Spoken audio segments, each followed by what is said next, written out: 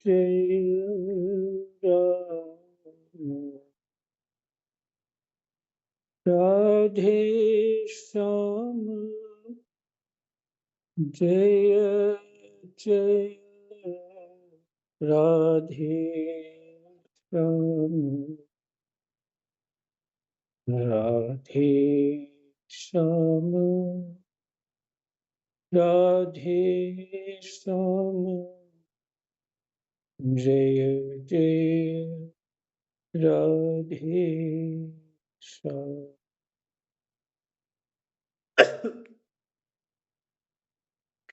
जय जय राधे श्याम श्री गणेशाय नमः।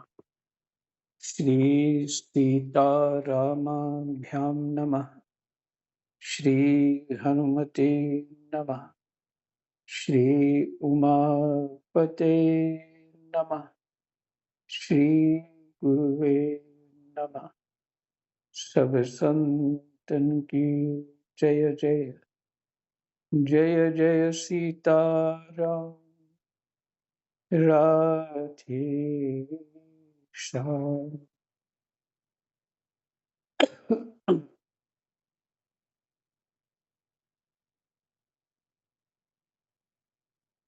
श्री मद् भगवत गीता जी 13वां अध्याय श्लोक संख्या 26 तक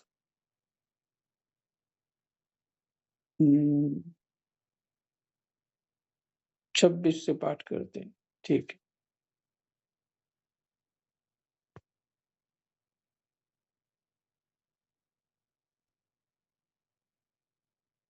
कृष्णाय वासुदेवाय हरे परमात्मने प्रणतः क्लेशनाशाय गोविन्दाय नमः।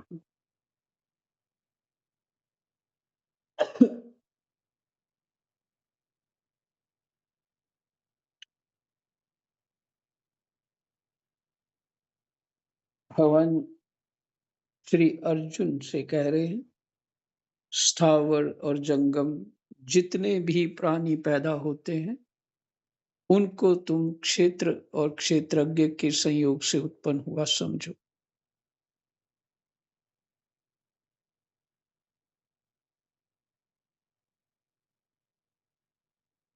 संख्या 27 जो नष्ट होते हुए संपूर्ण प्राणियों में परमेश्वर को नाश रहित और समरूप से स्थित देखता है वही वास्तव में सही देखता है।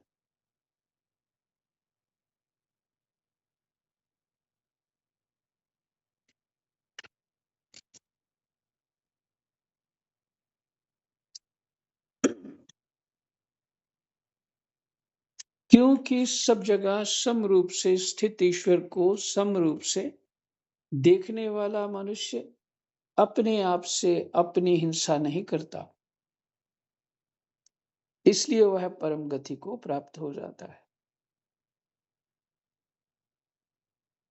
फिर से सुनिए, क्योंकि सब जगह समरूप से स्थित ईश्वर को समरूप से देखने वाला मनुष्य अपने आप से अपनी हिंसा नहीं करता,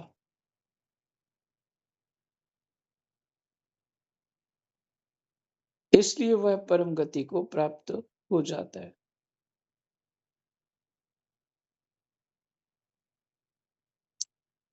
अपने आप से अपनी हिंसा नहीं करता, इसका भाव यही है, गुण दोष नहीं देखता। चलो स्वामी जी क्या कहते हैं इस विषय में, उनको भी पढ़ लेते हैं। जो मनुष्य स्थावर जंगम चर अचर आदि संपूर्ण प्राणियों में समान रूप से परिपूर्ण परमात्म तत्व के साथ अपनी अभिन्नता का अनुभव करता है, वह अपने द्वारा अपनी हत्या नहीं करता। शरीर के जन्म मृत्यु रोग आदि विकारों को अपने विकार मानना ही अपने द्वारा अपनी हत्या करना। शरीर के जन्म मृत्यु रोग आदि विकारों को अपने विकार मानना ही अपने द्वारा अपनी हत्या करना, अर्थात अपने को जन्म मृत्यु के चक्कर में डालना है।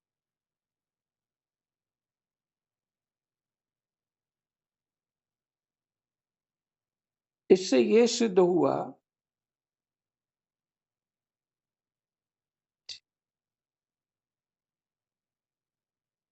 कि शरीरों के सुख दुख जो हैं, उसको महत्व नहीं देना चाहिए।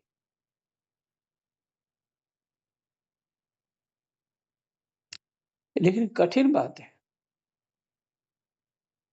लेकिन भाव जब दृढ़ हो जाए, मैं परमात्मा का अंश हूं, ये भाव दृढ़ करने का मौका भी है।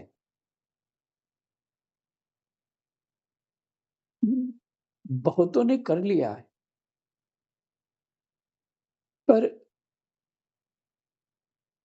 अगर ऐसी बात नहीं होती कि साधारण मनुष्य भी नहीं कर सकते, तो फिर भगवान ऐसा बोलते ही नहीं। और कठिन इस दृष्टि से है,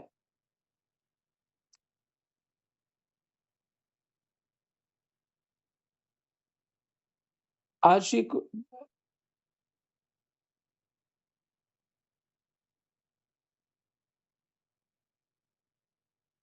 जो संपूर्ण क्रियाओं को सब प्रकार से प्रकृति के द्वारा ही की जाती हुई देखता है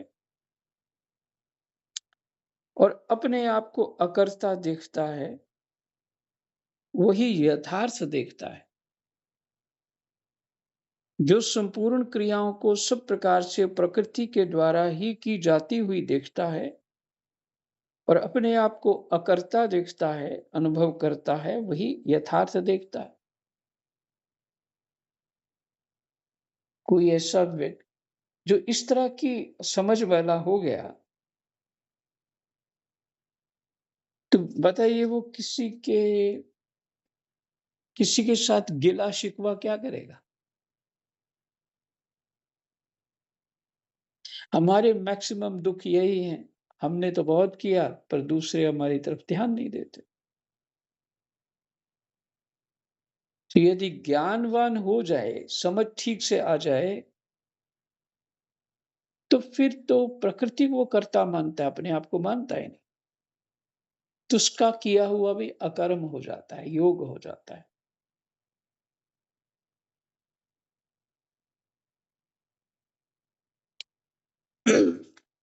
वस्तुतः सभी कर्म जो है हमारे मनुष्य शरीर के, वो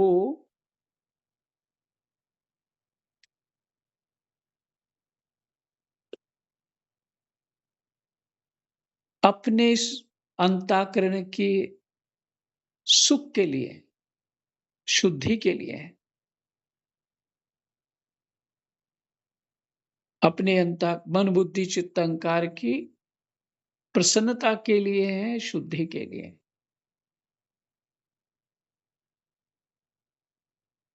अपने लिए है, दूसरों के लिए नहीं है।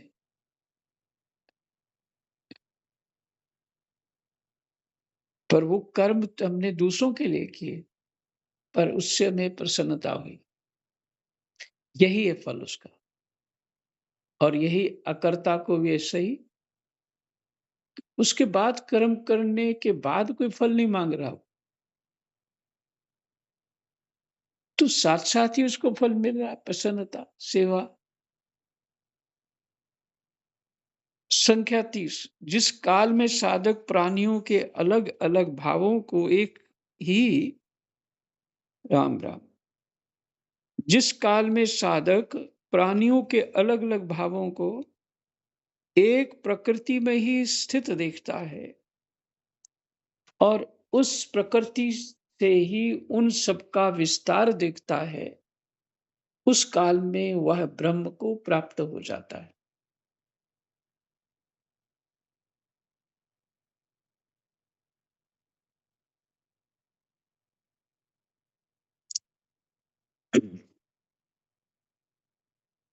13वें अध्याय में न जाने क्या मंत्र है, क्या स्थिति है कि इसको पढ़ते ही पुरानी स्मृति मुझे पुरानी स्मृति और उसमें जो स्थिति थी, वो भी अनुभूत होने लग जाती है।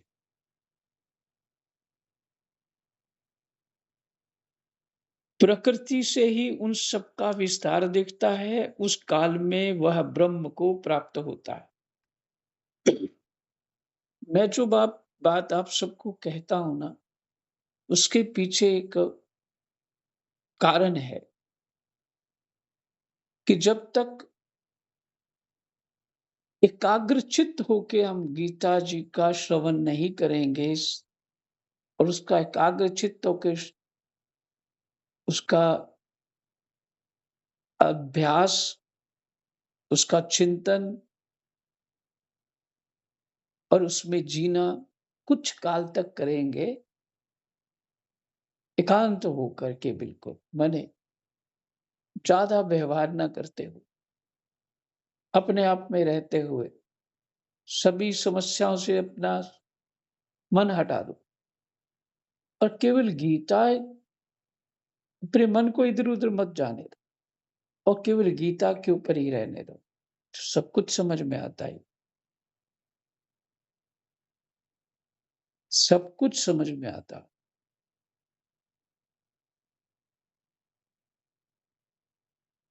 ग्रंथ की कृपा होती।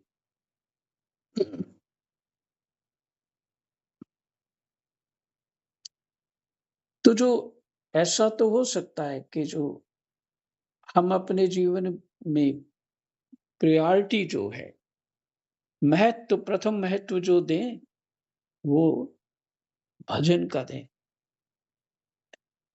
सेकंड या थर्ड नंबर पे अपने और कार्यों को दें।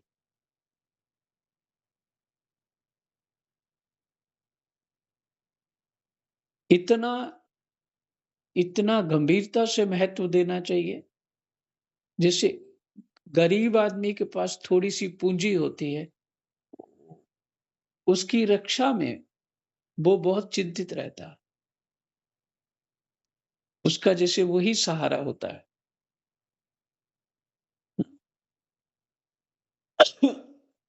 इतना महत्व दें।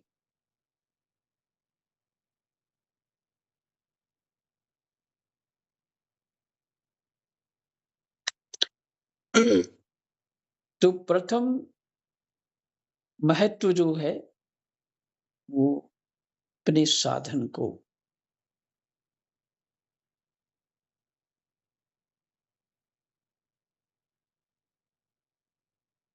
फिर से ही श्लोक पढ़ना चाहिए, 30वां श्लोक। जिस काल में साधक प्राणियों के अलग-अलग भावों को एक प्रकृति में ही स्थित देखता है और उस प्रकृति से ही उन सब का विस्तार देखता है, उस काल में वह ब्रह्म को प्राप्त हो जाता है।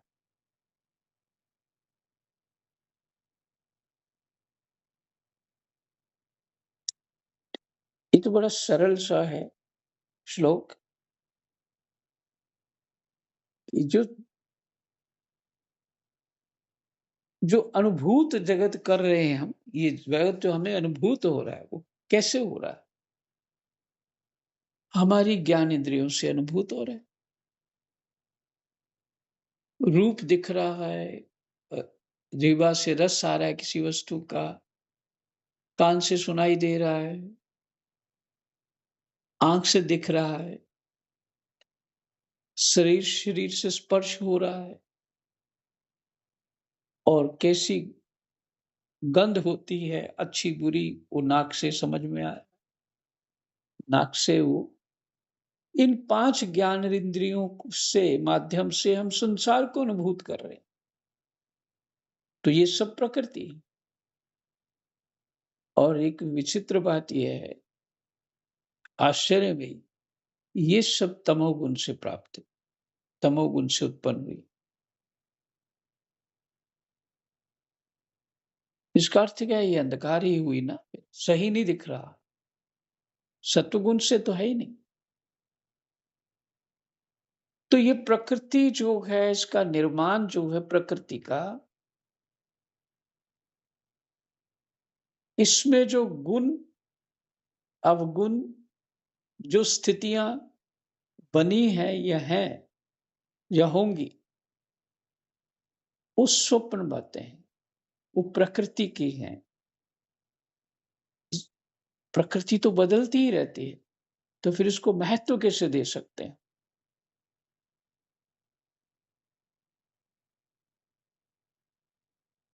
महत्व कैसे दे सकते हैं?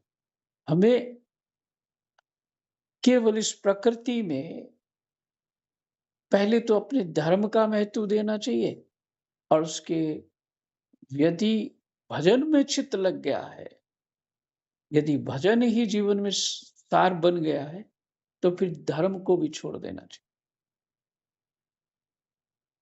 फिर कोई कर्तव्य नहीं रहेगा।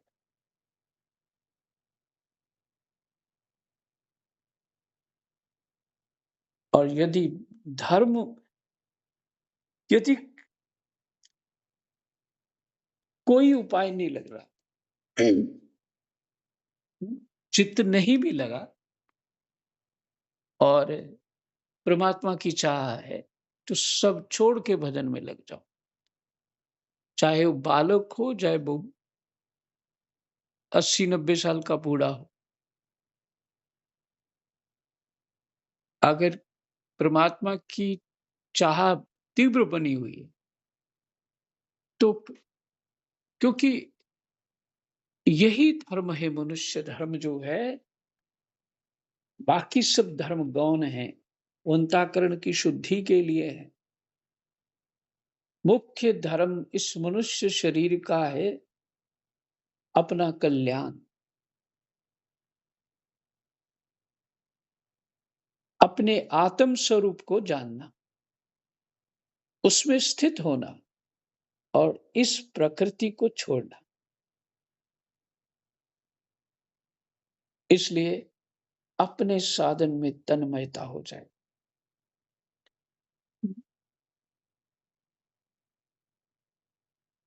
संख्या 31। हे कुंती नंदन, यह पुरुष स्वयं अनादि होने से और गुणों से रहित होने से अविनाशी परमात्म स्वरूप ही है। ये पुरुष कौन है? आत्मा। ये शरीर में रहता हुआ भी ना करता है और ना लिप्त होता है। शरीर में रहता हुआ भी कुछ नहीं करता है और ना लिप्त होता।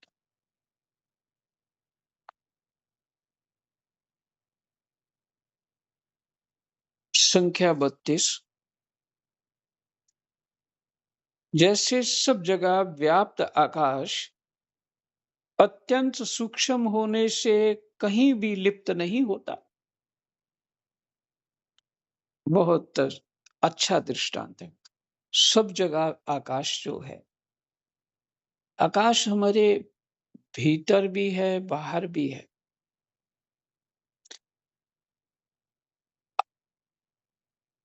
देखिए, हमारे जो ब्लड की नसें हैं, उसमें भी आकाश है। पानी में भी आकाश है। जो तरल पदार्थ हैं, उसमें भी आकाश है। जो ठोस पदार्थ हैं, उसमें भी आकाश है। अग्नि में भी आकाश है। हुँ? हवा में भी आकाश है। क्यों है आकाश सब में?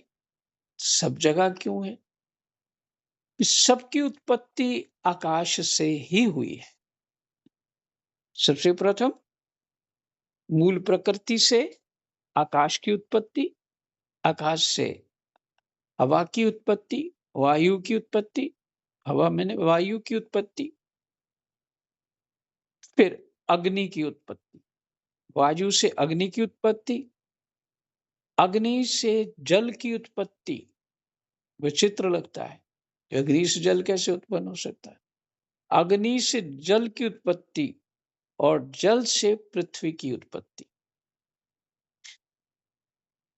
तो जिससे सबकी उत्पत्ति है, तो वो सब में है। वो आकाश सब में है।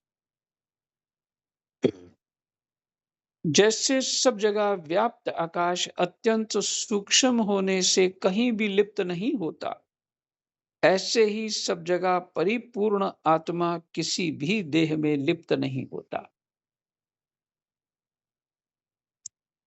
वो आत्मा आकाश की तरह, बिल्कुल आकाश की तरह, जड़ और चेतन में समाया हुआ, आकाश की तरह। ध्यान दीजिएगा, आकाश जैसे हर जगह है, उसी तरह परमात्मा भी हर जगह है।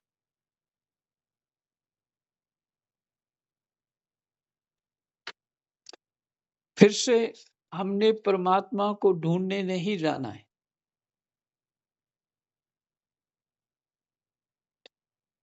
सिर्फ अपने अंतःकरण को शुद्ध करना है। और फिर परमात्मा का चिंतन जब हो जाएगा शुद्ध अंतःकरण से, तो अपना स्वरूप दिख जाएगा, स्वतः ही दिख जाएगा।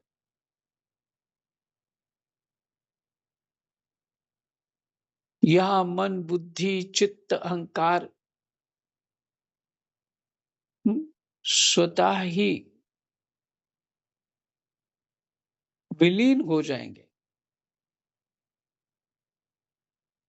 इस सब का सब आकाश तत्व में चला जाएगा और तुम केवल आत्मा रह जाओगे। और वो कैसे होता है? परमात्मा का चिंतन करते करते,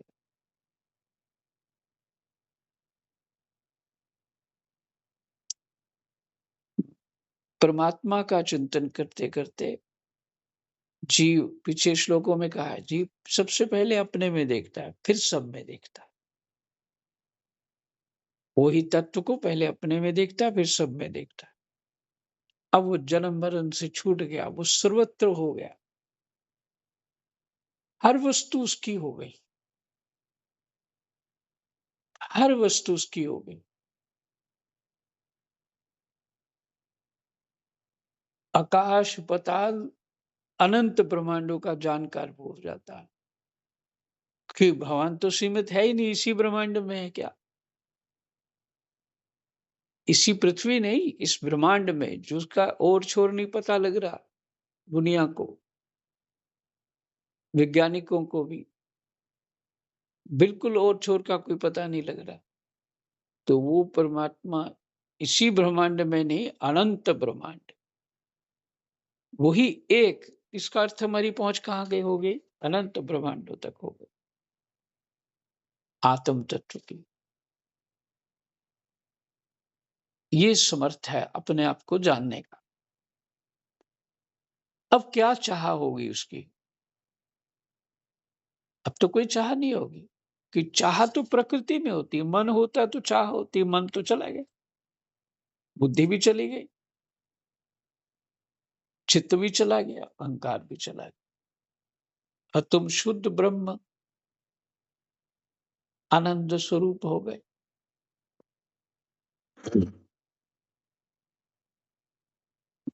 भगवान जी अर्जुन जी को ये कहना चाहते हैं, जैसे सब जगह व्याप्त आकाश अत्यंत सूक्ष्म होने से कहीं भी लिप्त नहीं होता, ऐसे ही सब जगह परिपूर्ण आत्मा किसी भी देह में लिप्त नहीं होता।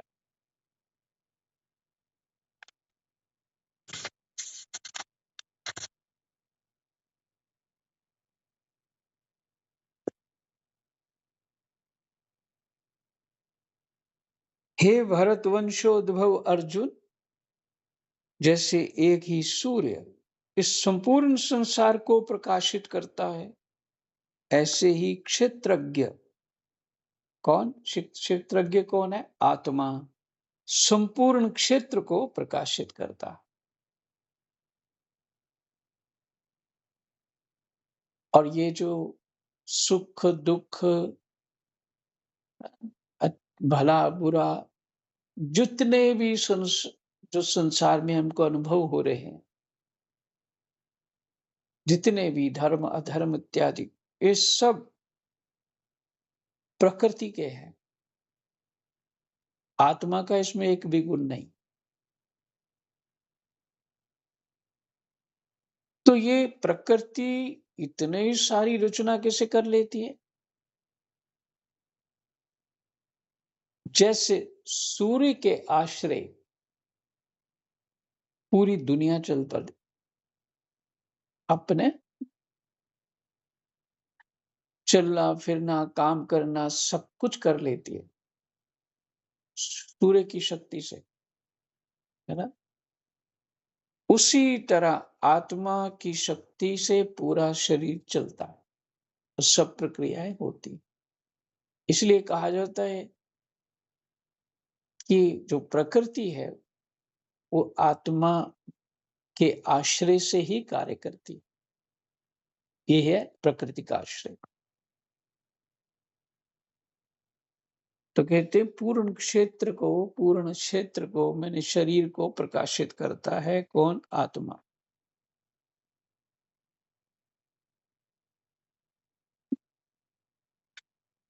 संख्या 34।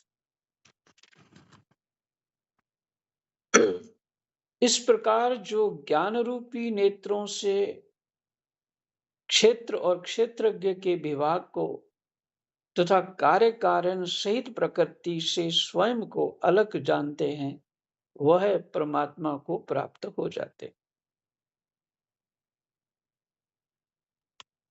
इस प्रकार जो ज्ञान रूपी नेत्रों से, ज्ञान रूपी नेत्र कौन से होते हैं? यही जो ज्ञान सुन रहे हैं, यही ज्ञान रूपी नेत्र। इस शास्त्रों के उपदेश जो है ज्ञान रूपी नेत्र है। इस प्रकार जो ज्ञान रूपी नेत्रों से क्षेत्र और क्षेत्रज्ञ के विभाग को तथा कार्य कारण सहित प्रकृति से स्वयं को अलग जानते हैं, प्रकृति से स्वयं को अलग जानते हैं, वे परमात्मा को प्राप्त हो जाते हैं। ओम तत्सदिति। श्रीमद्भगवद गीता उपनिषदसु ब्रह्म विद्यायाम योग शास्त्रे श्री कृष्णार्जुन संवादे क्षेत्र क्षेत्रज्ञ विभाग योगो नाम त्रयोदश अध्याय। जय जय सीताराम। राधे श्याम। कृष्णाय वासुदेवाय हरे परमात्मने प्रणत कलेशनाशाय गोविंदाय नमः। जय जय।